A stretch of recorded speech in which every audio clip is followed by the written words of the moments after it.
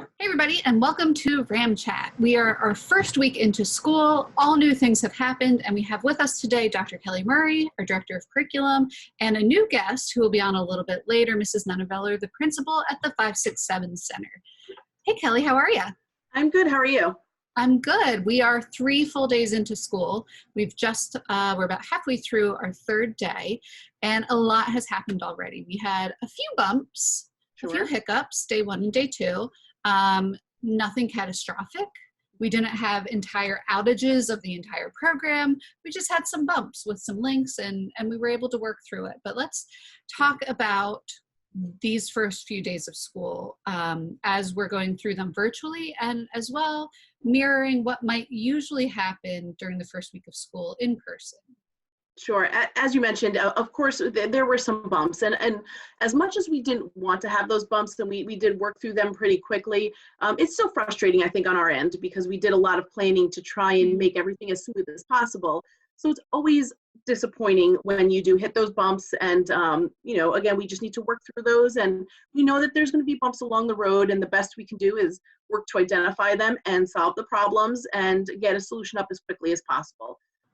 Everybody was great. Our parents were really understanding, very patient. They were helpful with their students, which anytime there's an issue with technology, it can be frustrating for everyone.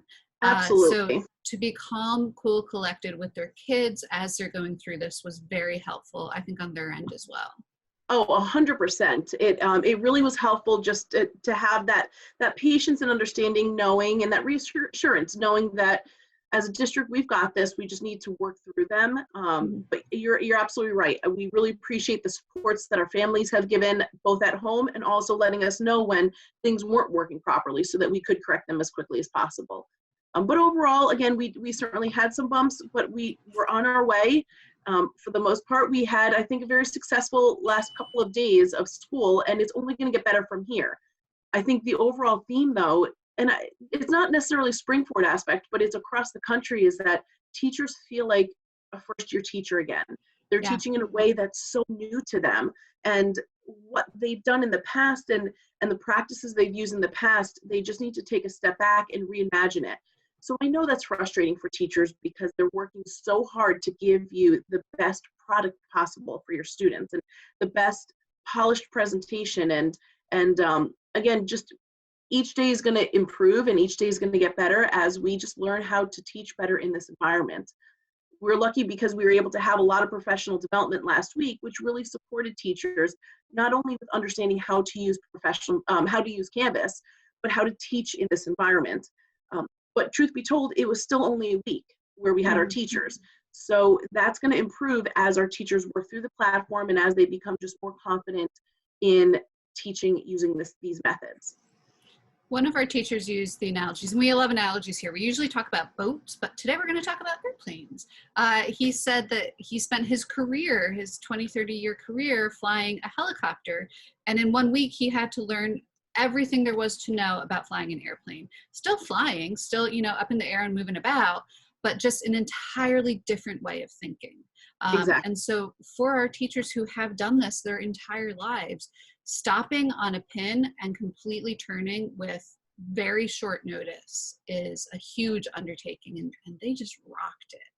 They did. They absolutely rocked it. And you're absolutely right, because our teachers want nothing more than our kiddos to be back in front of us.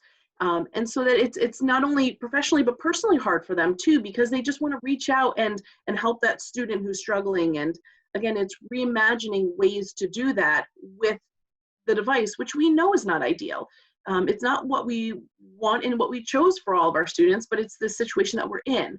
So we're trying to make the absolute best of it. And the one message I keep sharing with our teachers is that we are going to grow through this. We're going to grow through this not only as a profession, but as a community. We're all going to grow through this and learn a lot of lessons along the way. But we have to be able to give our teachers the ability to take some risks, to try something new, and understand that sometimes it might need some caressing. It might need to improve or tweaking to make it really fluid as they would like it in the long run.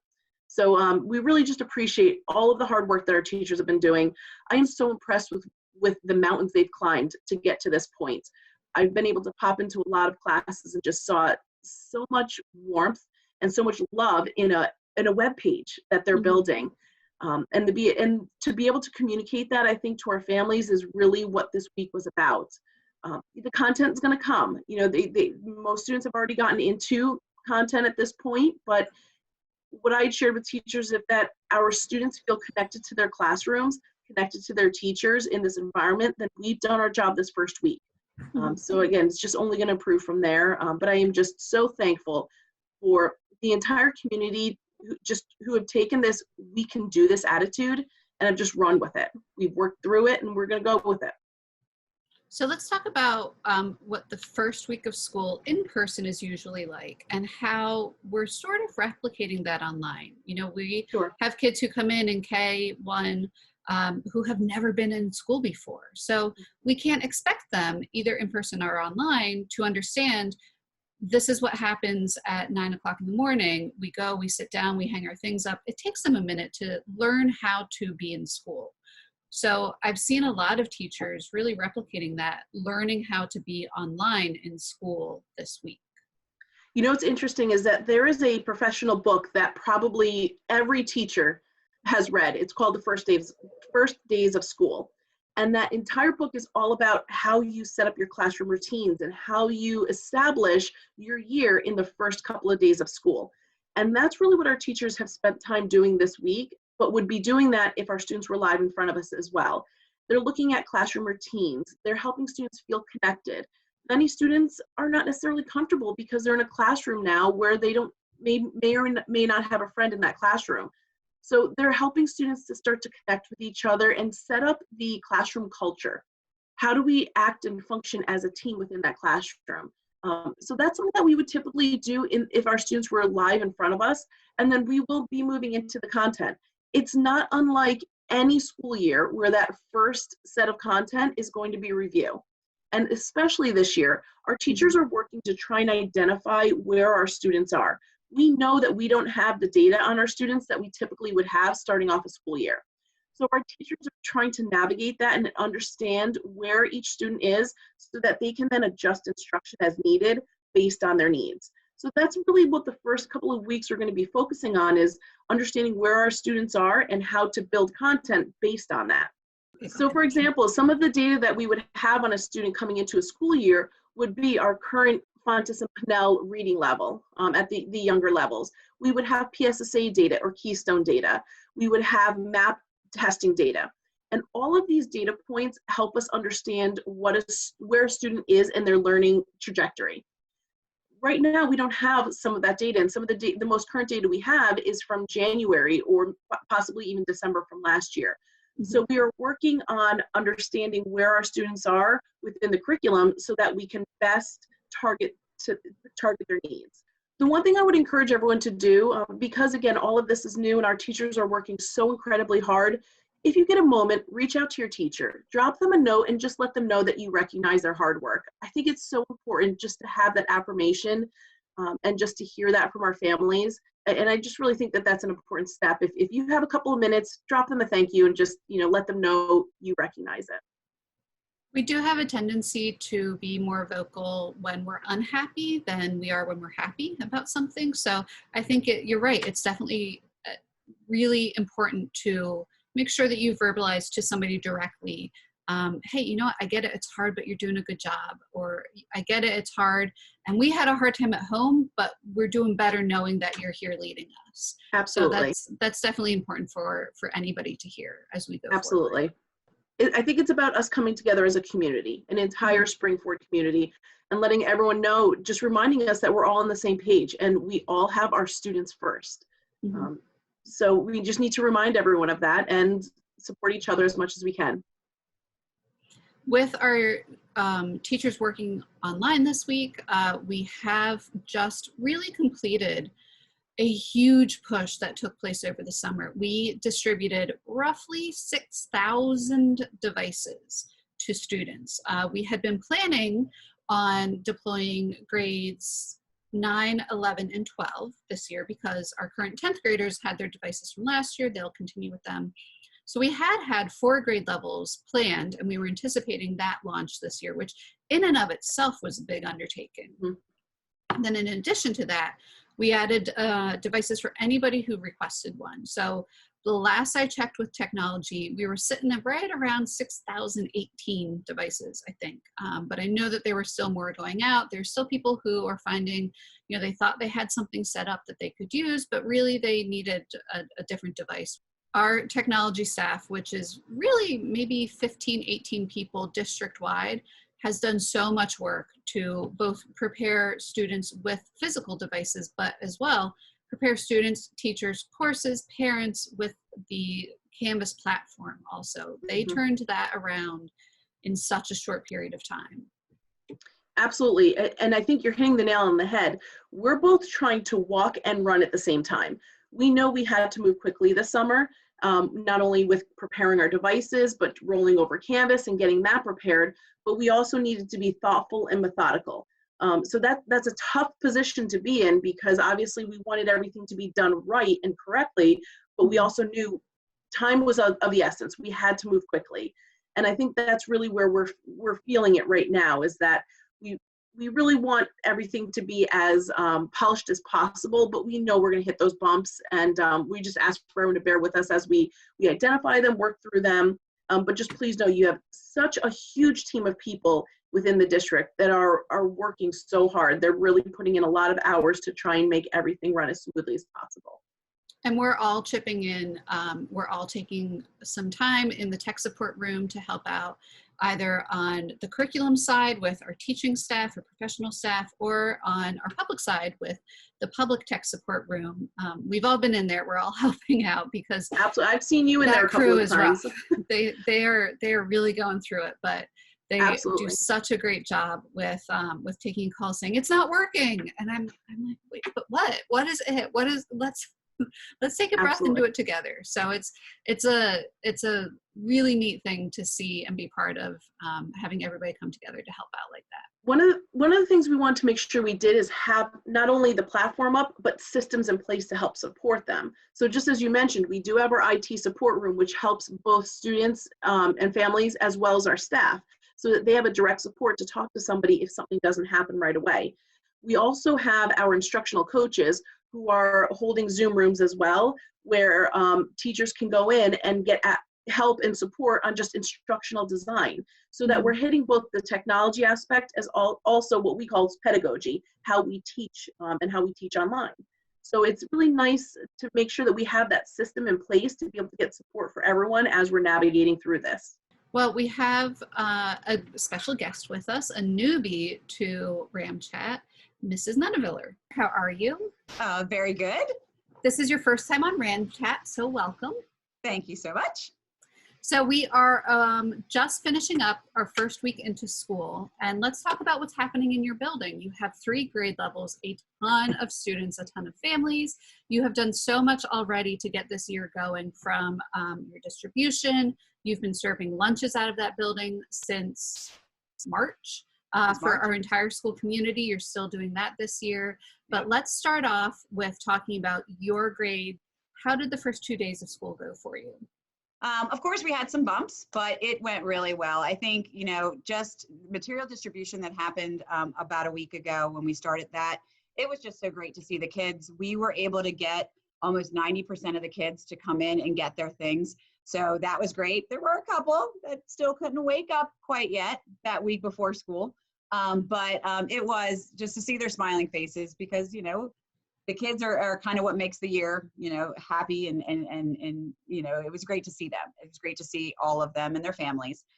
So once we got that done, we started class on Tuesday, and the teachers had a great time, doing their Zoom links, being able to see now, how we ended the school year last year with, only kind of seeing maybe 9 on a screen at the time, and now we can see the whole classes.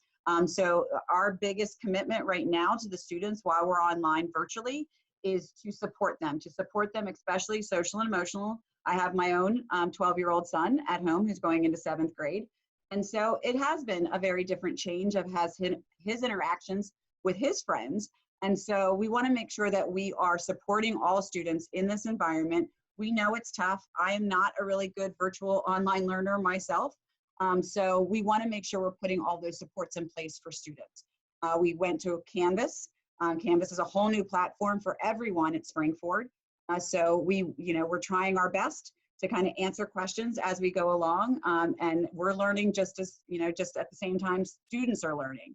But I think it's going really well. I think they're able to to get on, start interacting a little bit better, answering questions and things, and just kind of interacting with each other.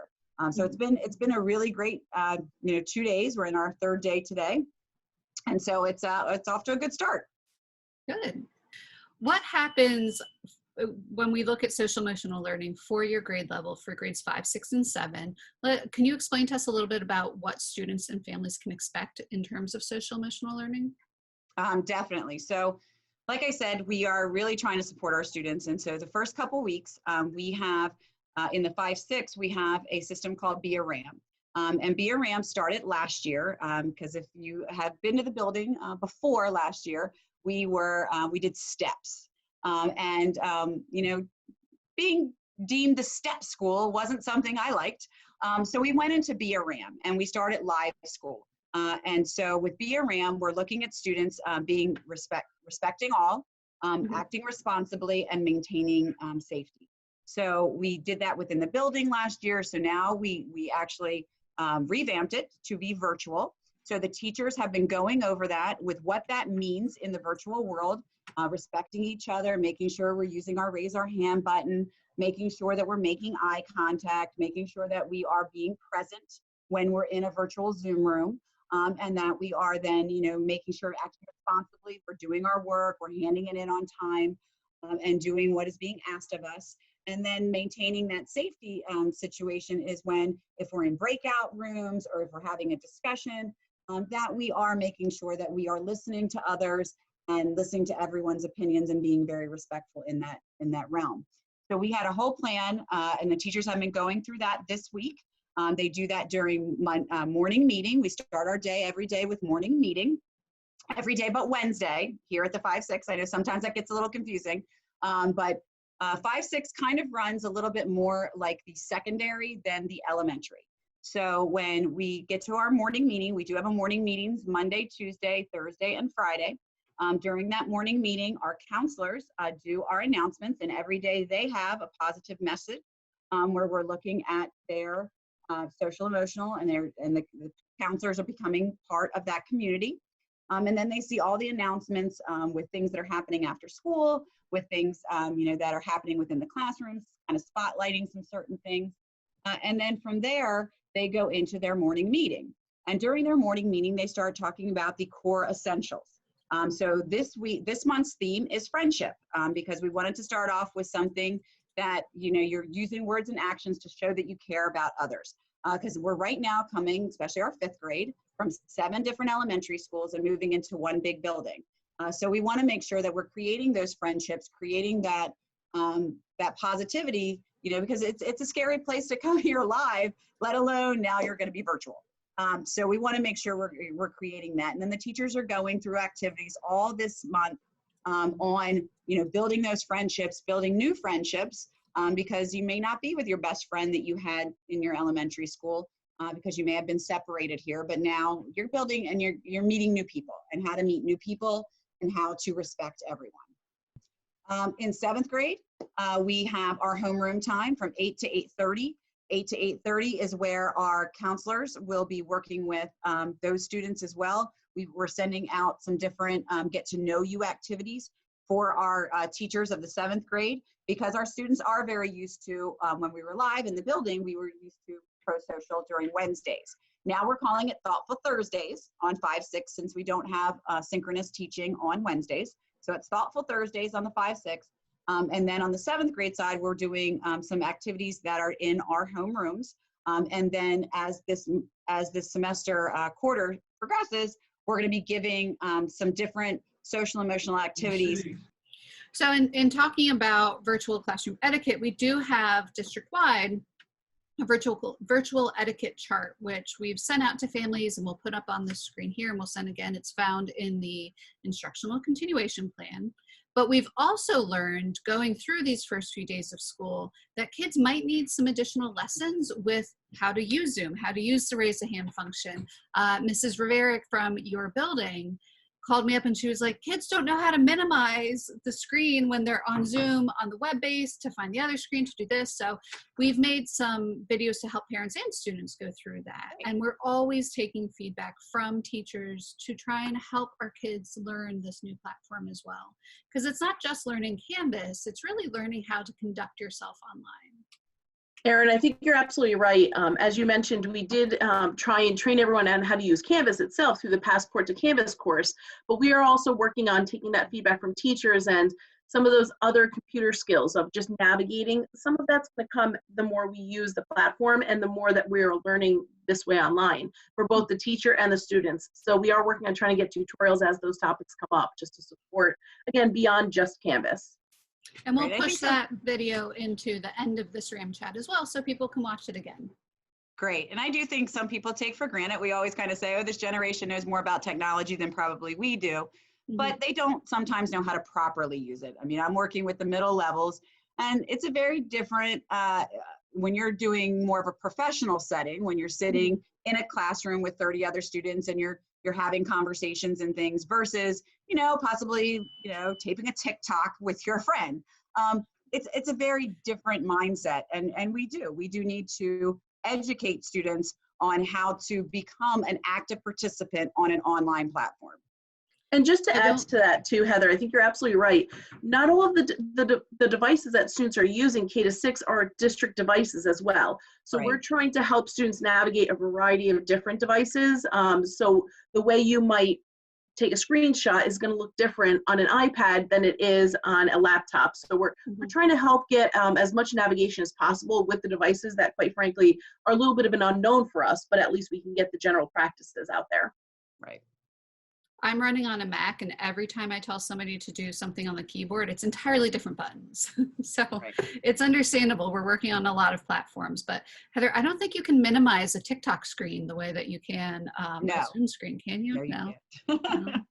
Something. Honestly, I have never done a TikTok, so I couldn't answer that question. We have a goal for the new year then. You can ask my 17-year-old daughter. You mentioned the morning announcements. How might a parent watch a morning announcement if they want to see what's going on? Sure. So if you're an observer for your child's Canvas page, then you would be able to go into homeroom and you would be able to see every single morning it's posted in their homeroom Canvas page, all the announcements. And that's for 5th, 6th, and 7th grade. A lot of information is going there. So it is something that, it's a nice little video for you to see and be able to kind of get yourself updated on everything that is still happening, because middle school sports are starting soon. And so for you to understand all of those things that are happening, as well as extracurriculars in 5th, 6th, and 7th grade, when those are going to start, going on and looking at the announcements and knowing when that's going to happen is very, very important for communication for such a large school. We have almost 2,000 students here. So we want to make sure that we're communicating as much as possible. So that's why, we have done a few videos for all of you already for different things. And I've gotten some great feedback that people like videos actually better than having to read something. So we will continue when something big is coming up or something that we need to communicate to you. We will continue these nice little videos so that you can definitely see exactly how to do things or what's coming up. Kelly, we've talked a lot about Canvas and the parent role, but this is another really great example of why it's important to set up that parent observer role in Canvas. Absolutely. We are really trying to use Canvas to its fullest capacity, which is as obviously a learning management system where we're delivering our content, but also as a communication tool. One of the reasons we selected Canvas was because of the back-end parent portal that you can use and access. Having that observer role will really connect parents and guardians to their students, which is something that was missing in Google Classroom. So we really encourage families to sign up for that so that it helps you stay connected to your children's classes. Well, great. Thank you both so much for coming on RAM Chat today. At the end of this episode, we will have another video playing with information from RCTV about using Zoom on both an iPad and a PC, as well as I'll go ahead and link that video to how to create and set up your Observer account as well, just in case anybody missed that at the start of the year. All right, great. Great. Thank you. Thank you so much.